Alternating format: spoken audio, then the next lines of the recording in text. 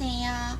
오늘은 7월 1일부터 시작된 양육비 선지급제 신청 관련해서 영상을 한번 찍어 보겠습니다. 일단 양육비 선지급제는요, 양육비 이행 확보 홈페이지에서 하실 수 있어요. 양육비 이행 관리원 홈페이지 그쪽으로 들어오셔서요, 이렇게 제일 위에 메뉴에 선지급이 있어요. 선지급에 마우스를 가져다 대서 지원 신청을 누르세요. 그 다음 지원 신청에서 양육비 선지급제 지원 신청이라는 메뉴를 누르세요. 그러면 이렇게 자가점검이 시작됩니다. 자가점검 시작하기를 누르시고요. 이렇게 지원 대상 기준 중위소득 150% 이하인가요? 예, 아니요, 잘 모르겠다. 이 중에서 예를 누르시거나 잘 모르겠다를 누르셔야지만 신청이 됩니다. 그 다음 현재 어떤 상황이신가요? 그래서 이혼 또는 미혼, 비혼, 별거 또는 사별, 조손가구, 그외가정 요거 선택하셔서 다음을 누르시고요. 현재 자녀를 양육하고 계신가요? 이 부분에서 예를 반드시 누르셔야 돼요. 그러니까 양육을 하고 계시지 않으신 상태에서는 신청을 하실 수가 없어요. 그래서 예를 누르시고 다음 누르신 다음 양육하고 계신 자녀의 나이가 만 18세 이하인가요? 자녀가 한 명인데 만 18세 이하다. 그럼 신청할 수 있어요. 자녀가 한 명인데 만 18세를 넘었다. 그럼 신청이 안 돼요. 자녀가 둘 이상인데 만 18세 이하인 자녀가 한 명이라도 있다. 그러면 그 한 명 대상으로 신청이 가능합니다. 그래서 예 누르시고 다음 누르시면요, 또 이게 나옵니다. 양육비를 못 받고 계신가요? 제가 인터넷 기사를 읽었는데요, 이것 때문에 직전 연속해서 3개월 또는 3회 이상 이거 있잖아요. 그래서 뭐 매달 10,000원씩 입금을 했더라, 이런 경우가 있어요. 이거 완전 꼼수거든요. 이거 절대 하시면 안 되긴 하는데, 그 양육비를 안 주는 사람이 안 하질 않기 때문에 일단은 양육비 지원을 신청을 하실 때는 이 경우에 해당이 되셔야 합니다. 그 다음 양육비 집행권한이 있으신가요? 이거 집행권한은요, 만약에 이혼 판결을 했다 그러면 판결문 말고 집행권한을 그 법원 가셔서 발급받으실 수 있어요. 그 양육비 집행권한이 있으셔야 됩니다. 양육비 집행권한이 있는지 없는지는 일단은 확인을 해 보셔야 되는데, 판결문을 받으셨다면 무조건 양육비 집행권한이 있으세요. 근데 판결문을 받지 않았다, 그러면 확인 한번 해 보셔야 돼요. 뭐 판결이나 조정이나 뭐 양육비 부담조서 이런 공정의 문서를 말합니다. 그리고 이 판결문 같은 경우에는 이 양육비에 대한 내용, 그러니까 금액, 그러니까 누가 지급해라, 언제 지급해라, 이런 것들이 명확히 기재가 되어 있거든요. 어쨌든 잘 모르겠다 싶으시면 이혼했던 그 해당 법원 가셔가지고요, 사건 번호,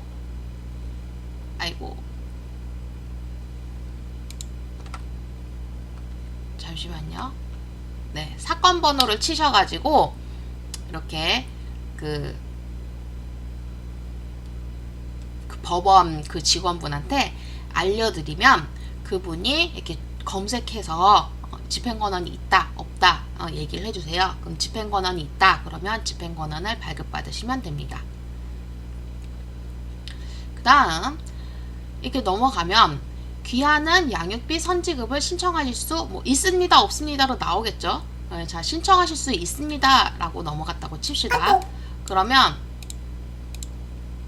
여기서 여기 서류 목록이 있어요. 어떤 거를 제출해야 되는지 쭉 이렇게 서류 목록이 있죠. 자, 요런 서류들이 있어야 되는데 하나하나씩 봅시다. 먼저 요 서식을 두 개를 다운받으세요. 개인정보 동의서, 그 다음에 행정정보 공동이용 동의서 다운받으셔야 돼요. 이거는 반드시 사인이 들어가야 되기 때문에 서명, 날인 서명이 들어가야 되기 때문에 반드시 다운받으셔서 출력을 하셔야 돼요. 출력을 하셔서 자, 이게 지금 개인정보 동의서거든요. 자, 신청인이 지금 본인일 거 아니에요. 본인. 그 다음에 해당되는 가구원이 누구냐. 그 다음에 그 외에 또 가구원이 또 있다. 그러면은 여기 동의함. 그 다음에 신청인 자기 이름 쓰고, 그 다음에 사인, 서명 또는 인하시고, 또 뭐, 대상 아동이 있다. 그럼 대상 아동 이름도 쓰시고, 뭐 그 외에 다른 가족이 있다. 뭐 어쨌든 이런 식으로 쓰시고요. 그리고 년, 월, 일 쓰시고, 그 다음 이건 행정정보 공동이용 동의서예요. 아까 여기 개인정보 동의서 이렇게 썼잖아요. 이거하고 동일하게 여기 동의함 체크하시고, 신청인 가구원 1, 2, 3 이렇게 쓰시고요.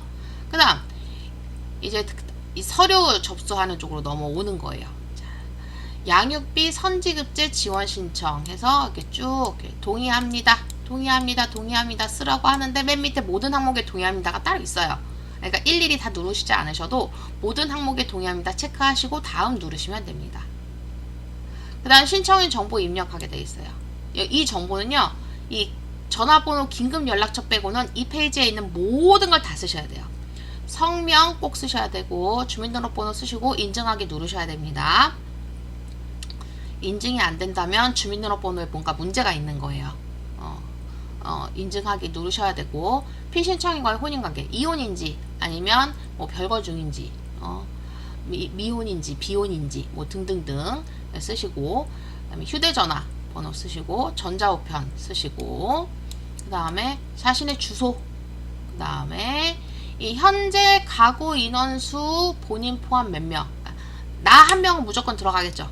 그 다음에 자녀, 지금 해당되는 자녀 몇 명, 그 다음에 그 외에 여기 보시면 뭐 주민등록표에 기재된 신청인 및 뭐 배우자의 이촌인의 직계가족, 뭐 타 주소지에 신청인이 양육하는 미성년 자녀에 해당하는 경우, 근데 타 주소지에 있는데 성년이야. 근데 해당이 안 돼. 성년이라서. 그러면 이 아동이 아니죠. 성년이죠. 이 성년은 이제 제외하고 현재 가구 인원수를 이제 뭐 2명이다, 뭐 3명이다, 4명이다 이렇게 해서 선택을 하시고, 미지급 양육비 총 금액이 얼마 이상이다, 뭐 얼마 미만이다 이렇게 있는데 그거 선택하시면 되시고요.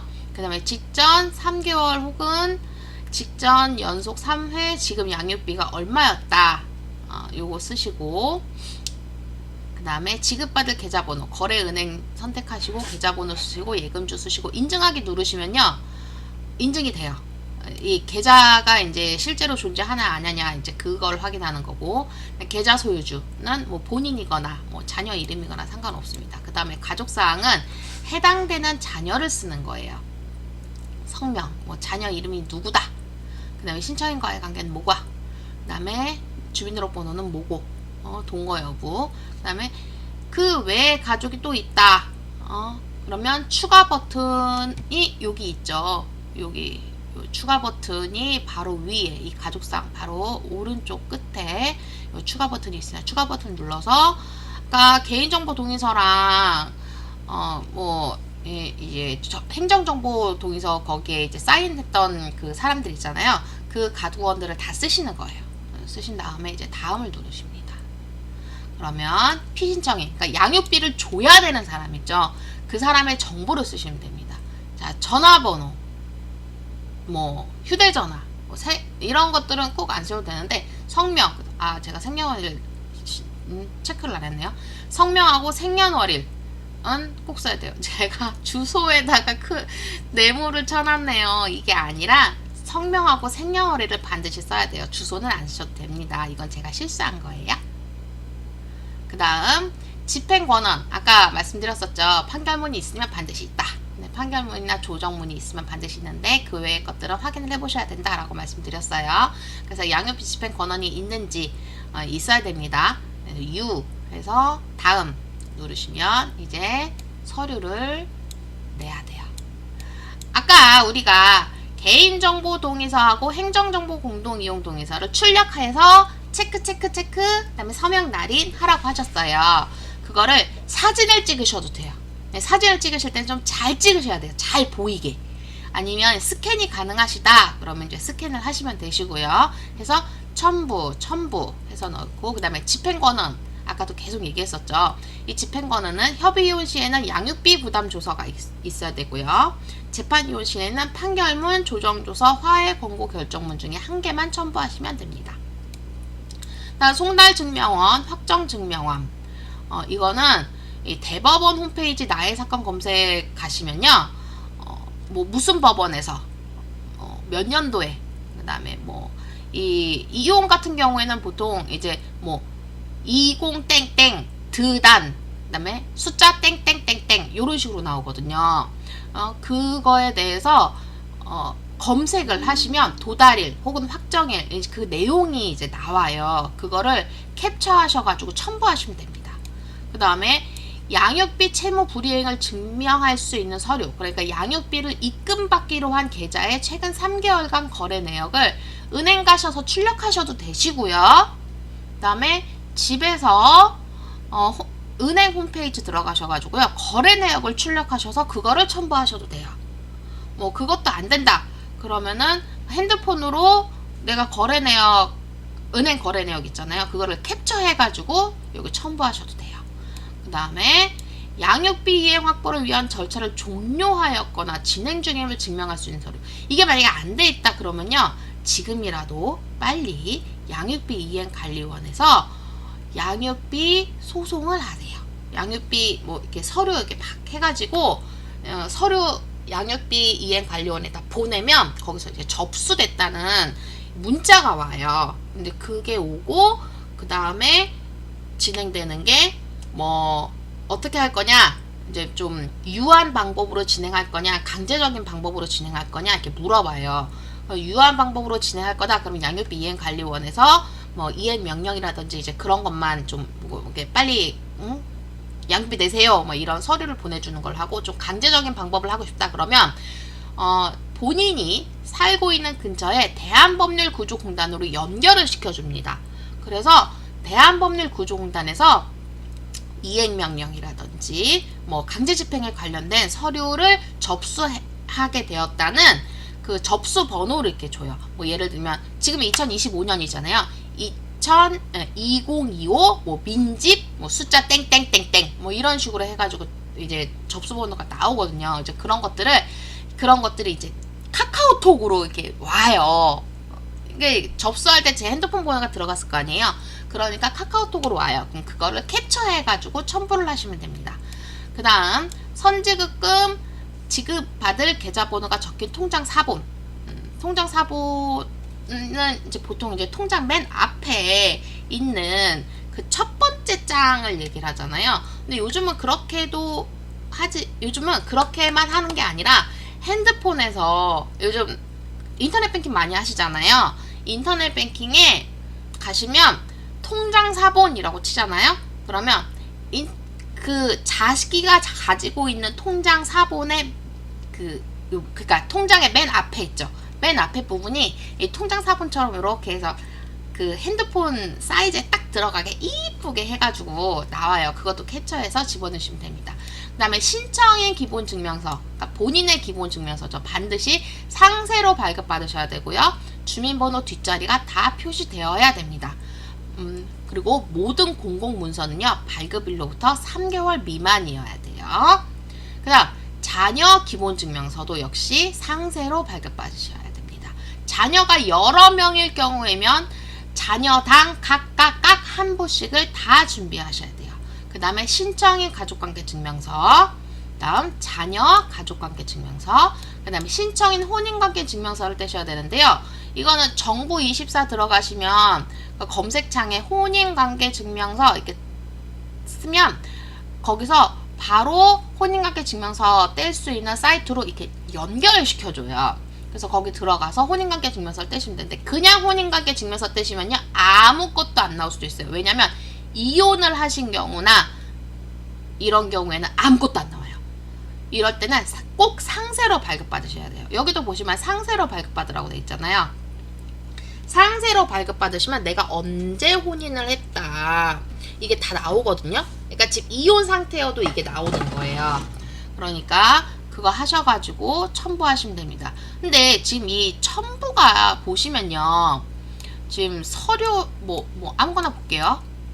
여기 자녀 가족관계 증명서 같은 경우에도 뭐라고 되어 있어요? 서류별 2개 이상의 파일로 첨부해야 되는 경우 GIP 아니면 PDF 파일 형태로 취합해서 제출한다. 왜냐면 파일이 하나만 첨부가 가능해요. 보통 가족관계 증명서는 한 장이지만 기본 증명서 같은 경우에는 2장인 경우가 있어요. 많아요. 2장인 경우가. 그러면 이 2장을 따로따로 이렇게 JPG 파일이나 PNG 파일이나 이런 파일 같은 경우는 한 장씩밖에 안 들어가니까 그러니까 꼭 압축 파일인 GIP 파일로 한다든지 아니면 PDF 파일로 합쳐서 보낸다든지 이런 식으로 해가지고 첨부를 하셔서 신청서를 제출하시면 됩니다. 제출하시고 난 다음에 다시 이제 맨 처음 페이지로 돌아가세요. 마이 페이지를 누르시고 여기 양육비 선지급 신청 요 버튼을 누르시면요, 요 밑에 요렇게 나옵니다. 번호, 접수 번호. 지금 제가 요거는 이제 없으니까 요거 지워놨거든요. 그래서 접수 번호 있고 신청인 내 이름 있고 그 다음에 그 밑에 피신청인 상대방 있고 그 다음에 처리 상태 어떻게 돼 있냐. 지금 여기 보시면 처리 일자는 나오는데 처리 상태하고 처리 일자는 나오는데 담당 부서나 담당자 명이나 전화번호는 안 나와요. 왜냐면 아직 신청만 해놓은 상태고 담당자는 정해지지 않았기 때문이에요. 그래서 내가 첨부한 서류가 제대로 잘 들어가 있나 확인을 하기 위해서 상세 내역 조회를 한번 눌러보겠습니다. 그러면 지금은 제가 다 지워놨지만 여기 접수번호가 뭐고 진행 단계가 어떻게 돼 있고 성명 뭐고 이렇게 쭉 여기 적혀 있어요. 여기 아까 신청서 했던 대로. 그 다음에 가족사항에 대해서도 쭉 나와요. 아까 했던 대로. 그 다음 여기서 필수 서류. 자, 내가 잘 파일을 집어넣어놨나 이렇게 확인을 하실 수 있습니다. 자, 이렇게 해서 다 확인되셨으면 이걸로 신청 끝난 거예요. 이제 신청을 하시고 기다리시면 돼요. 그리고 양육비 이 선지급 신청을 하시잖아요. 그러면 제일 중요한 게 이거 언제 받을 수 있냐 언제부터 받냐 이게 되게 궁금하시잖아요. 보통 한 달이면 이 서류 처리가 다 된답니다. 근데 지금 보통 한 달이면이라고 얘기했지만 아마 지금 신청이 굉장히 많이 밀렸을 거예요. 그래서 좀 늦어질 수도 있는데 7월부터 지급이 된다, 신청을 할 수 있다. 그래서 만약에 7월부터 지급을 하기로 됐다 이렇게 돼 있으면요, 만약에 이 서류 확인 기간이 너무 길어지더라도 7월부터 소급돼서 지급되는 경우가 있거든요. 그러니까 좀 잘 기다려 보시고 서류 일단은 제일 중요한 건 여기서 원하는 서류를 잘 넣어야 돼요. 처음부터 뭔가 서류가 미비했다 그러면은 계속 늦어져요. 그렇기 때문에 서류를 처음부터 잘 확인해서 잘 집어넣으셔서 이렇게 신청을 하시면 되십니다. 자, 오늘은 여기까지 양육비 선지급제 신청하는 방법을 알아봤습니다. 다음 시간에는 일단 제가 계획하고 있는 것은 이제 범죄 피해 생존자 이 심리 상태 할 건데요. 뭐 그때서 또 바뀔 수도 있겠지만 그거 하고 난 다음에 이제 가정폭력 피해자분들이 어떻게 지원을 받을 수 있는지 이제 그 부분에 대해서 좀 더 심층적으로 확인을 해보도록 하겠습니다. 오늘 영상은 여기서 종료할게요. 안녕히 계세요.